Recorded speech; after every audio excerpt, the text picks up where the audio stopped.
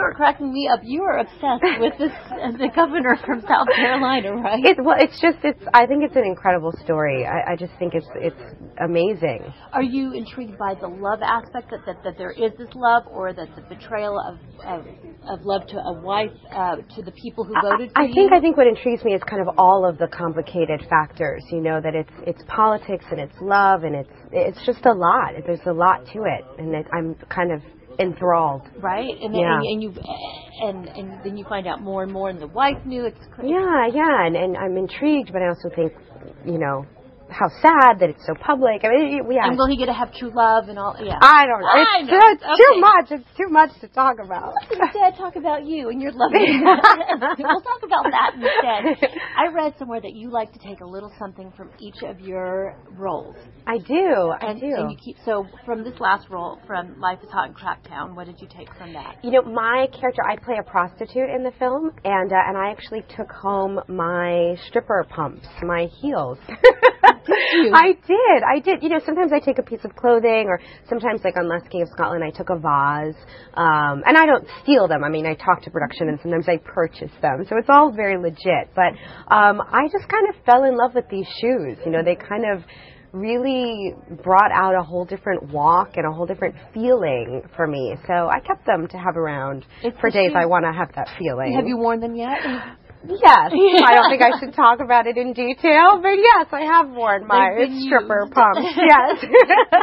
That's good. That's good to know. Yeah. One of the folks, I'm on Twitter, and so one of the people, I'm still so used to saying the words and followers, it creeps me out a little bit. So one of the people following, though, said, ask her where she gets her cues for playing this role that's pre-op and transgender. You could have talked about that a lot, but I just wanted to honor that someone had wanted that question asked. Right. So. Well, I mean, I really, like I said, research is very important to me. I mean, in some ways, I think about my role as an actor as being an anthropologist. I really study the culture of the character I'm playing, because I'm like a kid from the Bronx, right? So when somebody hands me the script from Ray and I have to play a woman from the South living in the 1950s, I have to do a lot of research to figure out the difference between she and I. And so it was similar with this project. I did a lot of reading. I read a lot of books. There's a wonderful book called Transparent about two women who adopt a trans woman, a teenage trans woman. And that's a great book. And I met this incredible woman, Valerie Spencer, who became kind of my guide. And she was very, very supportive. So that was, and I brought her on set and brought her onto the film, and she became a part of our production crew, and she was there every day that I was working. She was there. You've seen the film. Have you seen it? Or do you have a hard time watching yourself? I am not good at watching myself on film at all. I do not do it gracefully. But this film in particular, I think because it was such an intense process. I mean, watching it was shocking for me, because I don't remember a lot of it. It's kind of like in college when somebody shows you video of you drunk at a frat party and you don't remember any of it.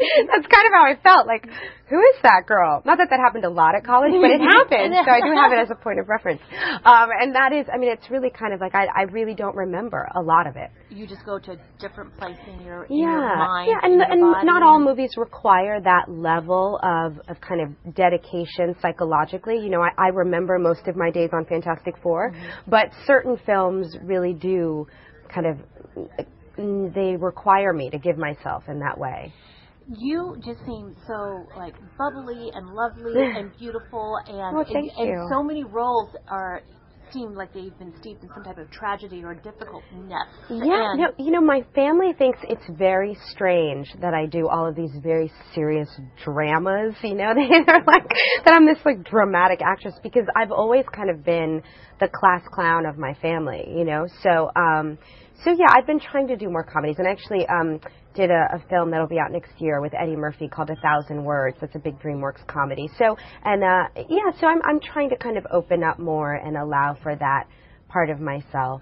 So that's a comedy. Now, what about the romantic comedy? Because I can see you as that. Yeah. There's stuff in the works. Yeah.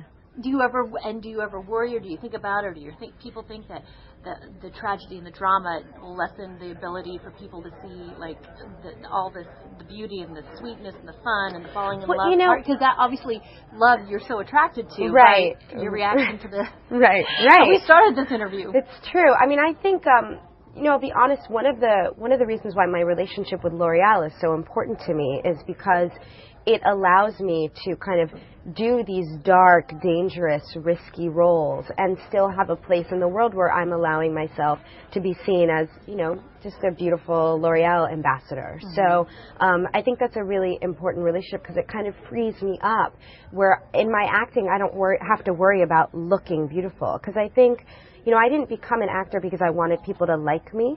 I became an actor because I want to tell stories.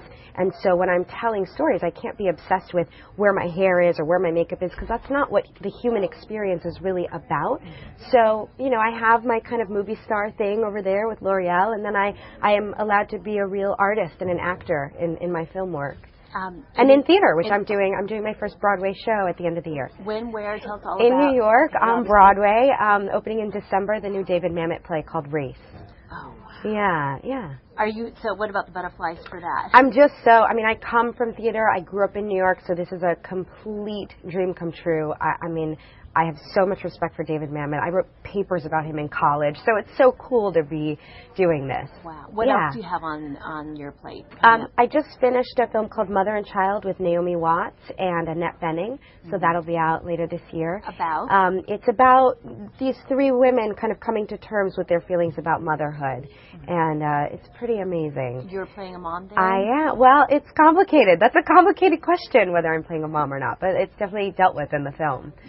And then I'm about to start work on a new film called String Bean and Marcus this summer in Philadelphia. With and about?